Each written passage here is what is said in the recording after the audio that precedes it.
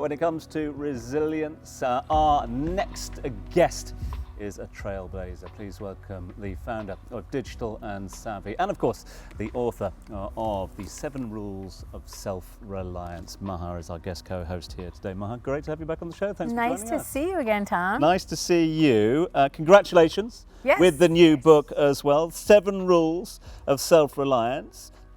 Several guests joining us today, and I'm going to ask them the same question. How do you define self-reliance?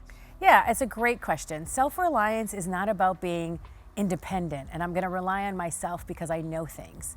I want people to use this book as inspiration of tools of how to navigate in today's world. How to rely on yourself to build your reputation and your personal brand. How to rely on yourself to build your own relationships so you have your own network. How to rely on yourself to create value for yourself and for other people, to create the opportunities you want to see in your life. It works. It works, I've done sure. it. I'm on page 1. Tested and yeah, this is like 30 years. I've been working for 30 years. I've been an entrepreneur for 20 years. And when I looked at the through line of what was consistent in my life, when my back is up against the wall, I had to rely on myself. It's empowering. It's about investing in yourself and betting on yourself.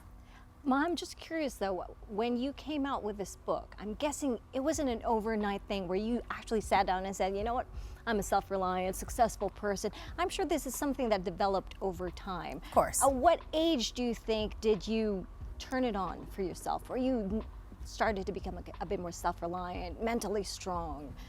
Yeah, I think self-reliance is something that everybody has. They just don't tap into it, or they wait. They expect other people to bring them opportunities or other people to believe in them before they believe in themselves. So having this self-reliance muscle means you need to be confident, you need to trust yourself. And for me, I had also always had confidence that if I got in a situation, I'd be able to work my way out of it.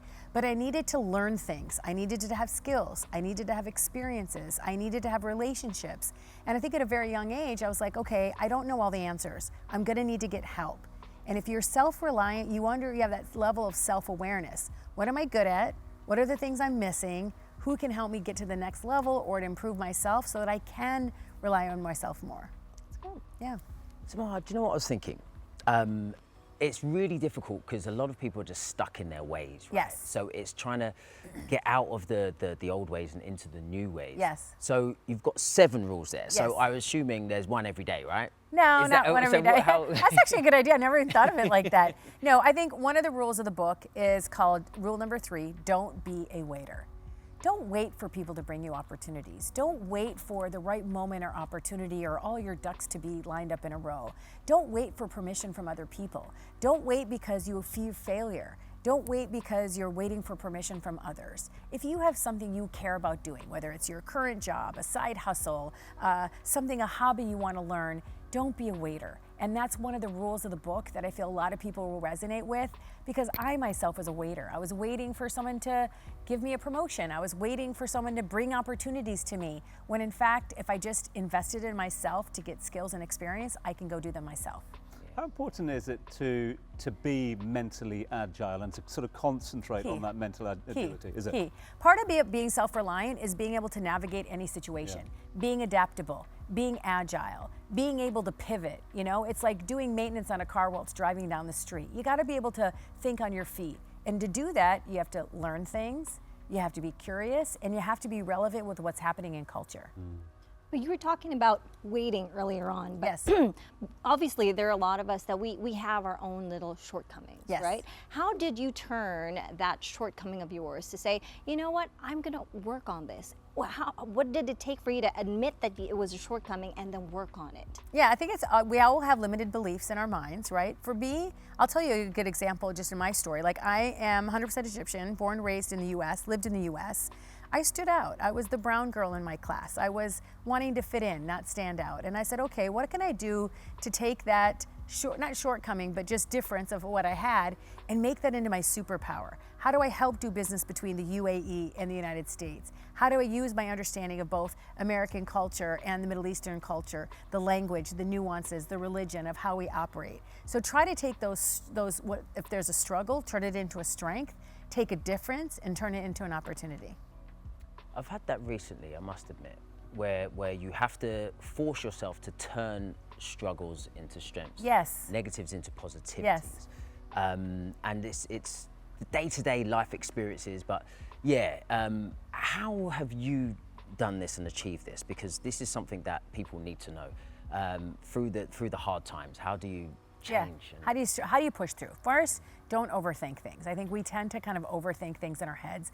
No one's judging you as much as you're judging yourself. Yeah. It's the truth. And so we overthink things, we overanalyze, we get stuck in analysis paralysis.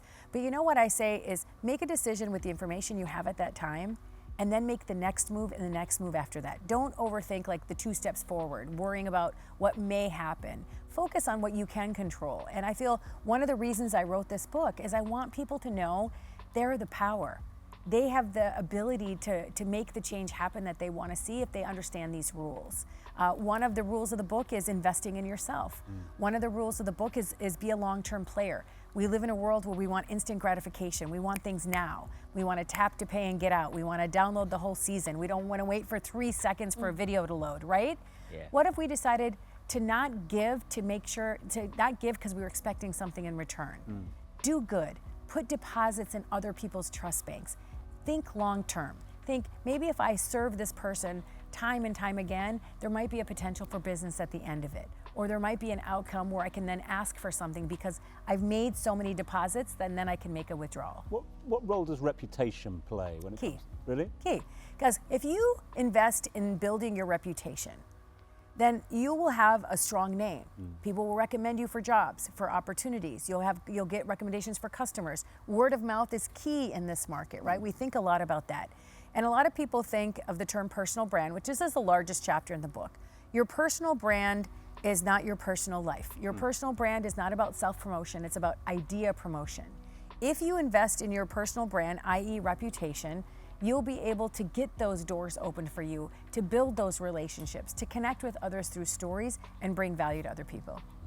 Amazing. The mighty, miraculous, magical Maha. Thank you so much for being here. Thank Thank you. you for the books as well. Thank you. Brilliant. I can't wait for you guys to read it. I know, right? I'm really excited. And you're a guest co-host, so you're going to be here for the whole show. I'm excited. So This is I'm going to be fun happy. tonight. Thank you. Thank you. So, but next up, we'll be discussing mental health first aid at the Lighthouse Arabia.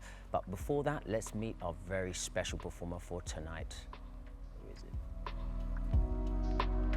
Hey, this is Nick Pritchard, and at the end of the show, you are going to be listening to my version of Feeling Good, the song which is well known by Maha Abouelenin and is a huge inspiration to me. For the last 5 years, I've been a full-time singer performing all over the world, big band, jazz and swing, and a lot of those songs have come from Bublé, Sinatra, the Rat Pack, and tonight I'm going to be giving you a little essence of that.